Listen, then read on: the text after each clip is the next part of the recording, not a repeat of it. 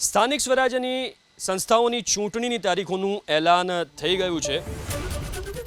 26 એપ્રિલના રોજ સ્થાનિક સ્વરાજ્યની ચૂંટણી માટે મતદાન, 28 એપ્રિલે મતગણતરી, 6 એપ્રિલથી ઉમેદવારી ફોર્મ ભરવાની શરૂઆત થશે, 11 એપ્રિલના રોજ ઉમેદવારી ફોર્મ ભરવાની છેલ્લી તારીખ, 13 એપ્રિલના રોજ ઉમેદવારોના ફોર્મની ચકાસણી કરાશે, 15 એપ્રિલે ઉમેદવારી ફોર્મ પાછું ખેંચવાની છેલ્લી તારીખ છે। જરૂર પડશે તો 27 એપ્રિલના રોજ પુનઃ મતદાન યોજાશે।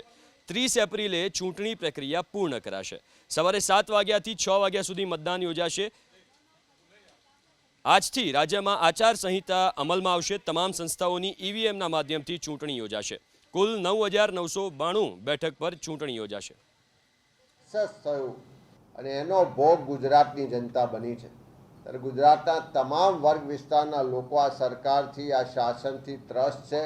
સ્થાનિક સ્વરાજની સંસ્થાઓને ભારતીય જનતા પાર્ટીએ ભ્રષ્ટાચારનો અડ્ડો બનાવી દીધો, એવી સ્થિતિની નિર્માણ થવાને કારણે આખા ગુજરાતના લોકો પરિવર્તન ઝંખી રહ્યા છે।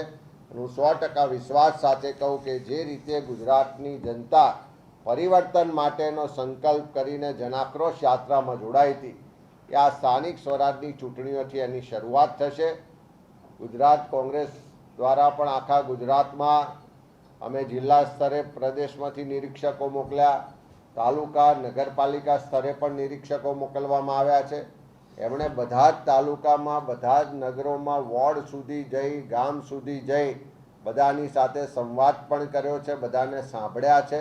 અમારા કાર્યકરોની પણ રજૂઆતોને ધ્યાનમાં રાખી તાલુકા ચૂંટણી સમિતિ, શહેર ચૂંટણી સમિતિ, જિલ્લા ચૂંટણી સમિતિમાં પણ ઉમેદવારો માટે વિસ્તૃત ચર્ચાઓ કરવામાં આવી છે।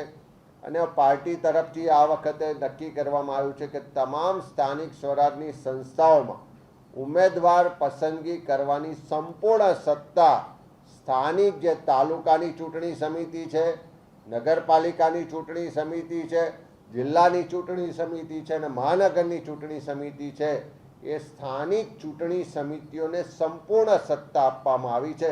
ત્યારે ટૂંક સમયમાં આ ચૂંટણી સમિતિઓના માધ્યમથી ઉમેદવારોની પસંદગી કરવામાં આવશે અને એને જાહેરાત કરવામાં આવશે।